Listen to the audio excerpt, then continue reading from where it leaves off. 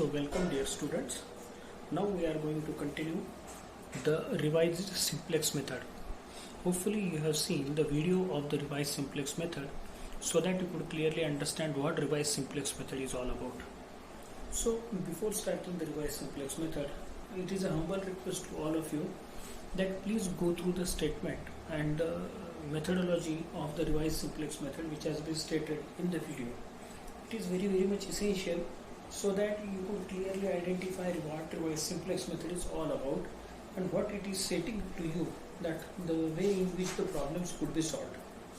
So if you could see the revised simplex method statement and the problems, the working rule, you could clearly understand the things which I am stating right now in a very easy manner. So see the problem which is in front of you. The problem is maximize z equal to 5x1 plus 2x2 plus 3x3 subject to constraints x1 plus 2x2 plus 3x3 less than or equal to 8, 3x1 plus 4x2 plus x3 less than or equal to 7, x1 and x2 greater than or equal to 0. This is the problem which has been given in the for the revised simplex method. So first of all, we will write down the given problem once again as it is, which has been written over here. After that, we will find out the we will add the slack variable or surplus variable, whatever it is necessary. If you could find this is less than or equal to constraint, so slack variables has been added, S1 and S2 has been added with particularly saying the objective function cost to be 0, यानी ये objective function पे कुछ भी असर ना डाले, इसके लिए इसकी कॉस्ट क्या बन दी गई है, 0 कर दी गई है. Is it clear? So hopefully इतना सब समझ में आ गए हो तो हम आगे बढ़ते हैं, इस सिस्टम को आगे लेके जाते हैं. सो सी केयरफुली. अभी आगे लेके जाना है मतलब क्या, अब जरा ध्यान से देखना इसको. जब ये सिस्टम बना दी गई है where the problem is given to us, अब जरा ध्यान से देखो इसके जो ऑब्जेक्टिव फंक्शन के कोएफिशिएंट्स है, दैट मीन्स ध्यान से देखना 5, 2, 3, 0, 0 written as C transpose 5, 2, 3, 0, 0. ये हमारे लिए बहुत इंपॉर्टेंट होंगे क्योंकि बार बार इसका रेफरेंस आएगा. ठीक है. अब A means what? Body of the matrix. See carefully. 1 3 2 4 3 1 1 0 0 1. यहाँ पर S1 नहीं है इसीलिए 0. यहाँ पर S2 नहीं है इसीलिए वो 0. 1 3 2 4 3 1 1 0 0 1. या आप कहना चाहे तो 1 2 3 1 0 1 2 3 1 0 3 4 1 0 1 3 4 1 0 1 ऐसा भी लिख सकते हैं. What is B 8,7? That is basic initial feasible solution जो हमारा पहला हुआ करता था. ठीक है, जो दिया हुआ है B. अब इसमें से ध्यान से सुनना, A1 first row, A2 second, A3 third, ये पहला कॉलम, दूसरा कॉलम, तीसरा कॉलम, चौथा कॉलम, पांचवा column, A1 A2 A3 A4 A5. इतना सब हो जाने के बाद अब ध्यान से ये सुनना कि ये सब आने के बाद ये basic initial feasible solution, you know basic initial feasible solution, इसीलिए it is directly written over here. Understood? ये सब लिखने के बाद अब consider the index of the variable as follows. अब ये ध्यान से देखना, ये सबसे इंपॉर्टेंट स्टेप है. Consider the index of the variable as follows. ये इंडेक्स मतलब क्या? इंडेक्स मतलब दूसरा कुछ नहीं. अब हम x1 को 1 कहेंगे, x2 को 2 कहेंगे, x3 को 3 कहेंगे, x4 को 4 कहेंगे, x5 को 5, s1 को 4 कहेंगे, s2 को 5 कहेंगे. ये कहने का मतलब ये क्यों? सीधी बात है. अब मुझे बार बार जो चीजें कैलकुलेट करनी पड़ेंगी, जैसे CJ बार कैलकुलेट करना पड़ेगा, तो उसके लिए CJ बार यानी कौन से वेरिएबल के लिए काउंट कर रहा हूं, तो वो 1 2 3 4 5 हमारे लिए आइडेंटिफाई होगा. ठीक है. अब जरा ध्यान से देखना, इटरेशन 1, यहां से अब सिस्टम चालू. प्रॉब्लम ध्यान से देखना. Iteration 1. The basic initial feasible solution is 8 and 7. S1 equal to 8, S2 equal to 7. Once that is the basic initial feasible solution, consider XB basis vector. Consider XB basis vector वो elements जिसके लिए basic initial feasible solution मिला है. सो S1 and S2. CB transpose. अब cost of the basis, ये B क्यों use किया? पिछले बार सिर्फ C यूज किया था, आपने पिछला देखा होगा. तो अब CB ट्रांसपोज, ये B इसलिए क्योंकि ये बेसिस वेक्टर के लिए बात हो रही है. CB ट्रांसपोज 0 0, यानी इसका कॉस्ट और इसकी कॉस्ट 0 0 थी 0 0. ये S4 एंड S5 है, मतलब ये 4 एंड 5 है, मतलब A4 and A5. What is B? A4 and A5 1 0 0 1 equal to I equal to B inverse. अगर आप मेथड ध्यान से देखे होंगे तो आपको ये पता चला होगा कि वहां पर एक चीज मेंशन की गई थी कि अगर ये इनिशियल लेवल है, पहला इटरेशन है, तो B equal to B inverse. Is it clear? Next step जो लिखी थी वहां पर B bar equal to B inverse into B. अब B bar equal to B inverse into B मतलब क्या? B इनवर्स मतलब जो 1 0 0 1 अभी मिला वो into B 8 and 7. Identity matrix को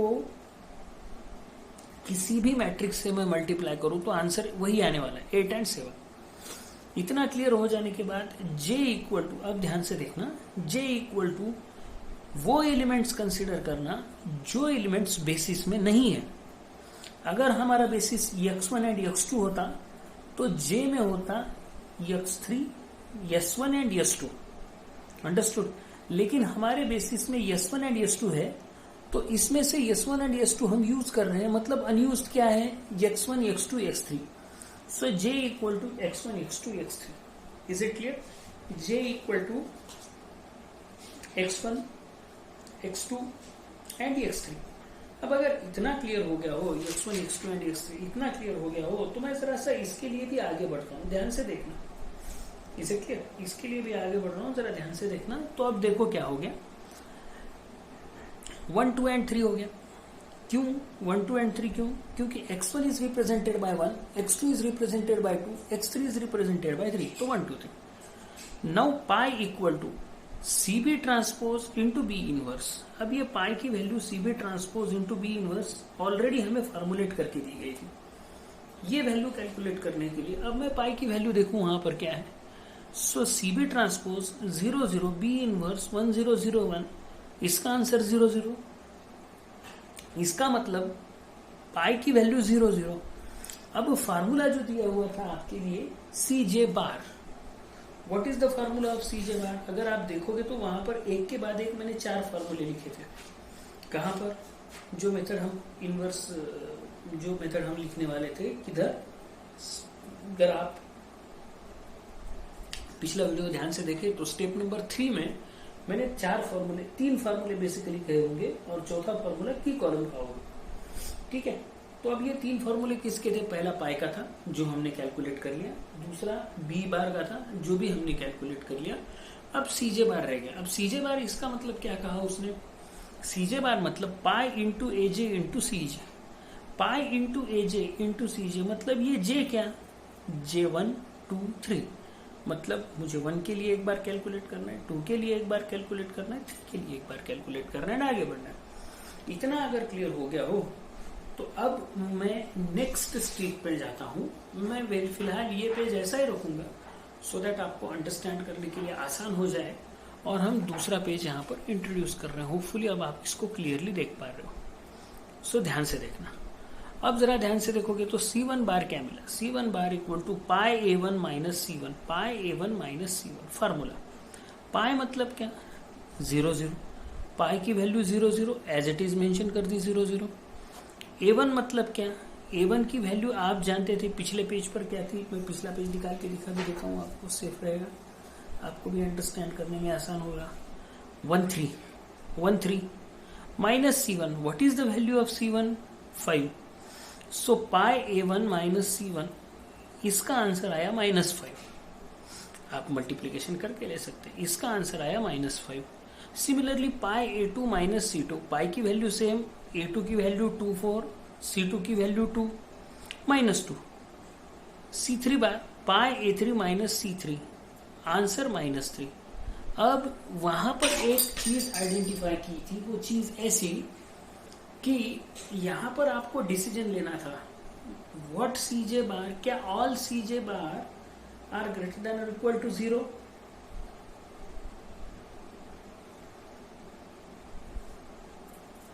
आंसर इज नो।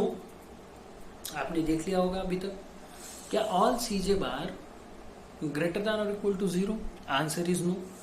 तो अब क्या आइडेंटिफाई करें, अगर Cj bar greater than or equal to 0 ही नहीं है ना, कि उसमें greater than or equal to 0 है, तो हमारा प्रॉब्लम वहीं की वहीं खत्म हो गया। लेकिन ये नॉन जीरो है, इसका मतलब प्रॉब्लम शुरू हुआ है। प्रॉब्लम शुरू हुआ है तो select the most negative Cj bar. What is most negative Cj bar? तो देखो C1 bar equal to -5 most negative. This implies C1 bar के लिए मिला, इसीलिए x1 will be the entering vector. x1 entering होगा तो की column equal to, key column का फॉर्मूला आपने वहां पर देखा होगा। So key column equal to B inverse A1। What is B inverse into A1? That is 1 3। Is it clear? B inverse की value into A1 1 3, that is 1 3। Put all this information in revise simplex table. क्या है revise simplex table? XB, B inverse, B bar, entering vector, key column, R, ratio. Understood? Ratio के लिए R। अब यहां पर अगर आप देखोगे तो B equal S1 and S2। क्यों X1 एंड S2 लिखा है? तो अब यहां पर आप ध्यान से देख लो बच्चों, S1 एंड S2 इसलिए लिखा है कि ये S1 एंड S2 है, इसीलिए S1 एंड S2 लिखा। What is B inverse? 1 0 0 1। What is B bar? 8 and 7। What is entering vector? X1 will be entering vector. What is key column? 1 and 3, 1 3 key column. What is ratio? Ratio का formula आपको अगर पता होगा तो वहां पर लिखा था B bar divided by key column, B bar divided by key column. अब करस्पॉन्डिंग एलिमेंट देखो तो 8 divided by 1 8, 7 divided by 3 7 by 3। Select the minimum positive, समझे? Select the minimum positive. अब ये मिनिमम पॉजिटिव कौन है? नेचुरली 7 बाय 3 है। अगर 7 बाय 3 मिनिमम पॉजिटिव है तो S2 will be the outgoing vector, S2 will be the outgoing vector and 3 will be the key element. My dear students, the thing which has to be mentioned here is key element is not going to play a big role over here. So we are not going to consider it in a that much manner. समझ में आ गया ना? ठीक है, उसका कोई यहाँ पर उतना रोल नहीं है, उसकी कैलकुलेशन अलग है। ठीक है, इतना क्लियर हो गया हो तो अब मुझे क्या पता चला इस पर से? आउटकम ये पता चला कि S2 बाहर जा रहा है, X1 अंदर आ रहा है। S2 बाहर जा रहा है, X1 अंदर आ रहा है। X2 किससे बाहर जा रहा है? S2 बाहर जा रहा है XB से। S1 कहाँ अंदर आ रहा है? X1 अंदर आ रहा है S2 की जगह पर। क्लियर हुआ? इतना क्लियर हो गया हो तो अब मैं ये पन्ना फिर से पलट रहा हूं, यहीं पर अब हमारा आगे का इटरेशन होगा। ध्यान से देखना यहाँ। तो XB equal to S1 S2 निकल गया, X1 आ गया। CB transpose equal to 0 and 5। इसके लिए 0, इसके लिए 5। अब आप बहुत अच्छे से जानते हैं 0 एंड 5 क्यों। यहां पर देखना 5, समझे? CB transpose 0 and 5। S1 के लिए A4, वो आप बहुत अच्छे से जानते हैं। X1 के लिए A1 1 3 1 0 1 3। अब इसका भी इनवर्स निकालना पड़ेगा क्योंकि आइडेंटिकल नहीं है। बी इनवर्स मतलब आप बहुत अच्छे से जानते हैं, डिटर्मिनेंट और एडजॉइंट वाले मेथड से। तो क्या कर दिया? इन दोनों को इंटरचेंज कर दिया, इन दोनों के साइन चेंज कर दिए। इन दोनों को इंटरचेंज करो, इन दोनों के साइन चेंज करो और यहां पर डिटर्मिनेंट लिखो। तो आंसर आया B inverse 1 0 minus 1 by 3 1 by 3। B bar equal to B inverse into B, B तो वही है। So 1 1 by minus 1 by 3 0 1 by 3 into 8 7। Answer आया 17 बाय 3 7 बाय 3। सो होपफुली ये समझ में आ रहा होगा। मैट्रिक्स मल्टीप्लीकेशन है, आप बहुत अच्छे से जानते हो उसको कैसा कैलकुलेट करना है। So I am not going to that much amount of detail. अब जरा ध्यान से सुनो, क्योंकि अब यहां पर आके हमें जे सिलेक्ट करना है। मैं पिछला पन्ना लेके चलता हूं सो दैट आप उसको आइडेंटिफाई कर पाओ। ध्यान से देखना, X B CB transpose B inverse B bar. अब आए जे पर हमने क्या कहा था, जे में वो प्रेजेंट है, समझ में आया ना, जे में वो प्रेजेंट है जो बेसिस में एब्सेंट है। इस बेसिस वेक्टर में जो एब्सेंट है वो यहां पर प्रेजेंट है। अब यहां पर कौन एब्सेंट है, यहां पर x1 x2 x3 नहीं है, समझ में आया। वैसे ही अब यहां पर कौन प्रेजेंट है, s1 एंड x1 प्रेजेंट है।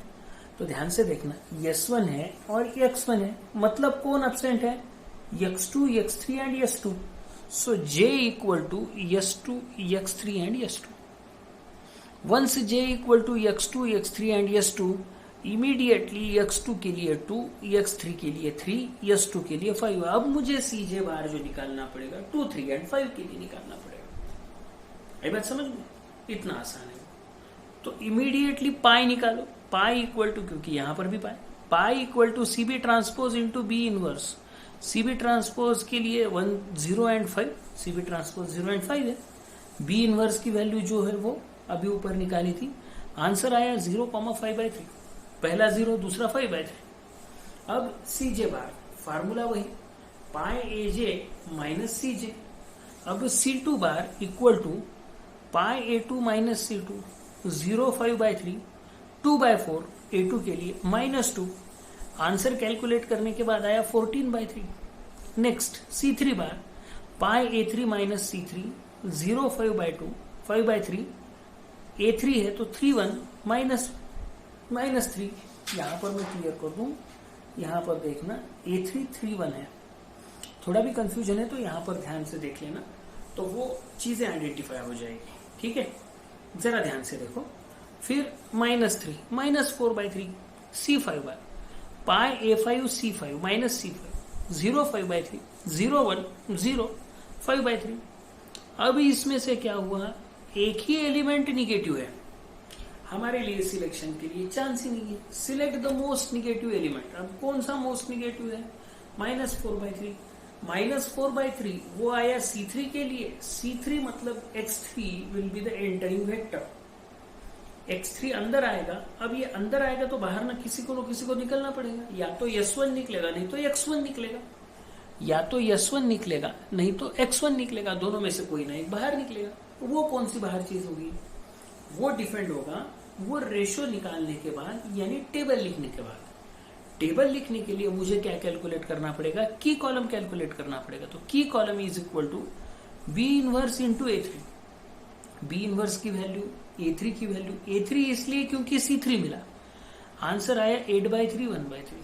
अब ये 8/3 1/3 हमारा काम क्लियर करने वाला है। सब्स्टिट्यूटिंग कहां पर, ऑल दिस इंफॉर्मेशन, कौन सी इंफॉर्मेशन जो अभी मिली वो इन द सिंप्लेक्स टेबल, इसको हटा रहा हूं। ध्यान से देखना, substituting all this information in the simplex table. अब बेसिस क्या मिला, थोड़ी देर के लिए यहां पर रखा हूं, देख लो जरा ध्यान से। बेसिस क्या मिला, बेसिस मिला S1 x1। बी इनवर्स क्या मिला, बी इनवर्स मिला 0 -1/3 0 1/3 0 -1/3 0 1/3। बी बार क्या मिला 17/3 7/3। यहां पर मैट्रिक्स का मेंशन, साइन मेंशन नहीं किया तो भी चलेगा, ठीक है।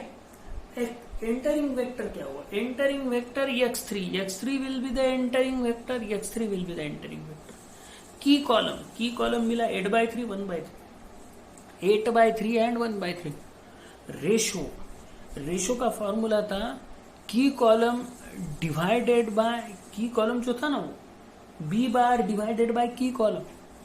सो 7/3 divided by 8/3, 3 will get cancel, 17/8, 7/3 divided by 1/3, 3 will get cancel, 7, तो मिनिमम पॉजिटिव कौन, जरा देखोगे तो स्टार करके नीचे मेंशन किया है, यानी 17/8 मिनिमम पॉजिटिव।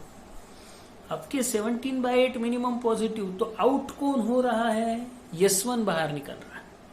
जिसके लिए मिनिमम पॉजिटिव मिला उसको बाहर निकालो। आउट गोइंग वेक्टर की एलिमेंट मिल गया, मेंशन कर दिया। वैसे इसकी जरूरत नहीं है, इसीलिए उतना लोड नहीं लेना है यहाँ पर।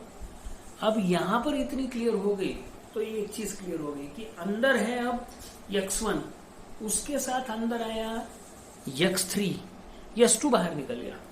तो देखो xp equal to x3 and x1। अब CB transpose 3 and 5, B equal to, इसको हटा देता हूं बच्चों सो दैट आपको B आइडेंटिफाई होने में आसान जाए। B equal to A3 A1, तो 3 1 1 3। B इनवर्स निकाला, B इनवर्स आया 3/8 -1/8 -1/8 3/8। B bar, B inverse into B, answer 17/8 and 13/8। Is it clear? अब J इक्वल टू, J है x3 S1 एंड S2। क्यों x3 एंड S1? जरा सा यहां पर गलती हो गई बच्चों, छोटा सा मिस्टेक है, इसको क्लियर कर दूं। ये x3 नहीं है, ये x2 है, ठीक है, ये x2 है। सो जो यहां पर प्रेजेंट है वो यहां अब्सेंट है, जो यहां, ठीक है।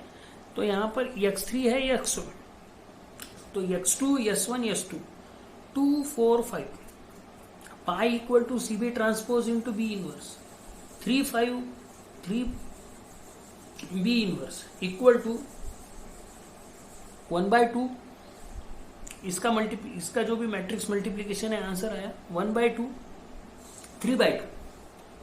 अब यहां से प्रॉब्लम करवट ले रहा है, फिर कैलकुलेट करना है CJ bar, pi AJ minus CJ, C2 bar equal to pi A2 minus C2।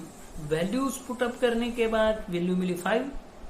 C4 bar, pi A4 minus C4, values put up करने के बाद आंसर मिला 1/2। दोनों पॉजिटिव। अब एक ही चीज बची है, C5 भी रह गया मुझसे, इट शुड बी,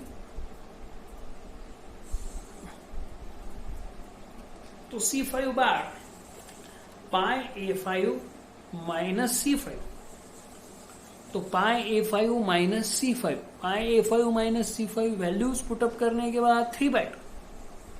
यानी अब अल्टीमेटली पूरे CJ bar greater than or equal to 0।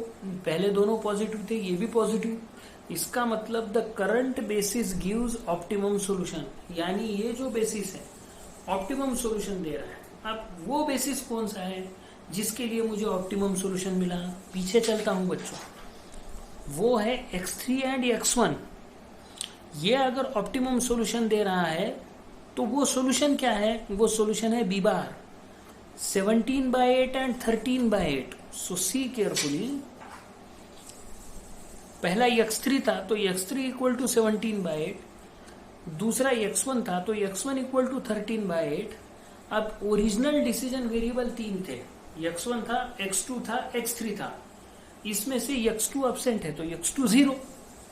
तो वैल्यूज पुटअप करने के बाद zmax will be 5 into 13/8, 2 into 0, 3 into 17/8, final answer 14.5। So this is the method where we are going to solve the revised simplex method in such a manner जिसमें ये चीज हम clearly identify कर पाए। अब मैं एक चीज आपको बताना चाहता हूं, मुझे अगर वक्त मिला तो मैं उसका कंपैरिजन लूंगा, उसमें कोई शक नहीं।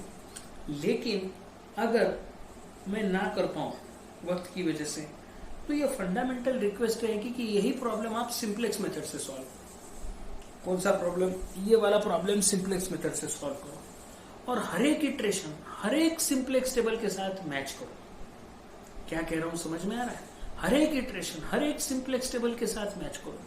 वो इटरेशन की वैल्यू आपको कुछ न कुछ सिंप्लेक्स टेबल में दिखाई देगी, तो वो अगर करोगे तो ज्यादा बेहतर होगा। तो आज के लिए बच्चों में यहीं पर रुकता हूं। अगले लेक्चर में हम टू फेज सिंप्लेक्स मेथड और उसका प्रॉब्लम आइडेंटिफाई करने वाले हैं। Thank you, thanks a lot.